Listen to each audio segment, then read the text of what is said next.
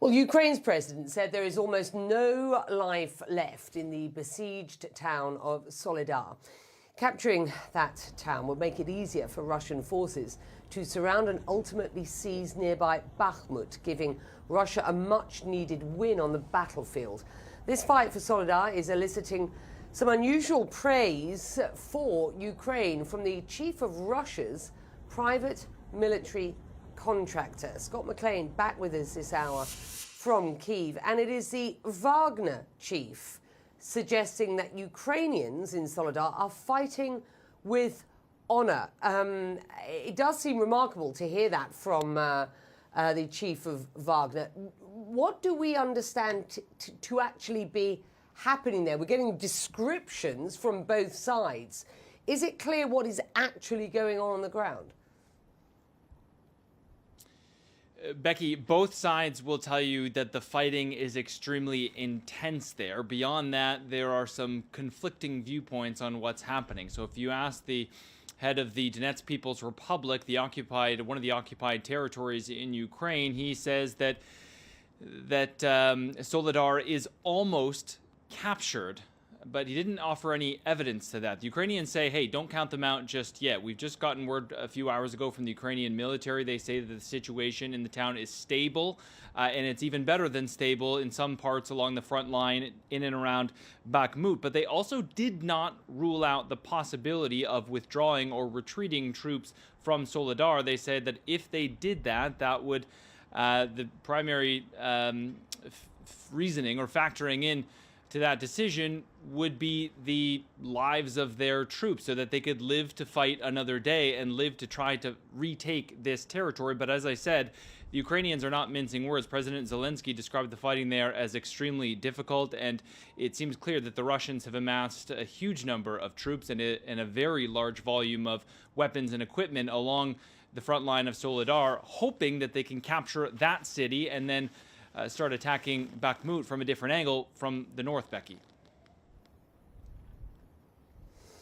You're in the capital. What's the view from around the country? Yeah, so we got word today from the Russians that they will not be releasing a list of names of victims from that devastating strike on the temporary barracks in Makivka that even they concede killed 89 soldiers, citing in part privacy reasons. There is also continued shelling in the Kherson region, more strikes in Kramatorsk and also in Kharkiv. And I should warn you, the pictures you're about to see, some viewers may find them disturbing. Amidst the destruction, there's movement, an unlikely sign of survival. Then commotion as rescue crews arrive to pull the victim out. A few feet away, a police officer walks out carrying an injured girl, who officials say is just 13 years old, bloodied but alive.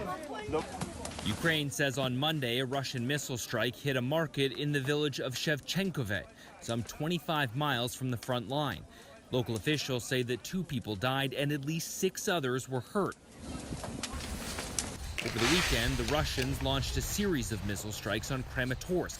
They say in retaliation for a devastating New Year's strike on a Russian makeshift barracks that even Russia concedes killed 89 soldiers, though Ukraine insists there were many more. Russia claims its retaliatory strikes killed more than 600 Ukrainian troops. Ukraine called that nonsense, and CNN's team in the city found no evidence to suggest there had been a mass casualty event, just a massive crater in front of a high school and a lot of broken glass.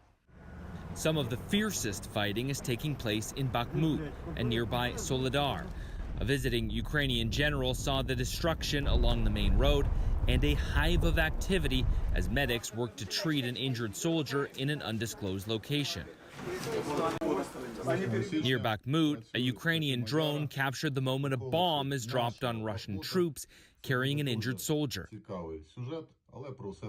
Both Kyiv and some Russian military bloggers believe Moscow is eyeing a fresh round of conscription to bolster the front lines. The Kremlin has firmly denied it, though it also denied its plans ahead of the first mass mobilization in the fall. On Sunday, 50 Russian prisoners of war were swapped for 50 Ukrainians, held captive without any news from the battlefield. What's going on with Izium? One soldier asks. Izium has been liberated, he's told. It was recaptured way back in September.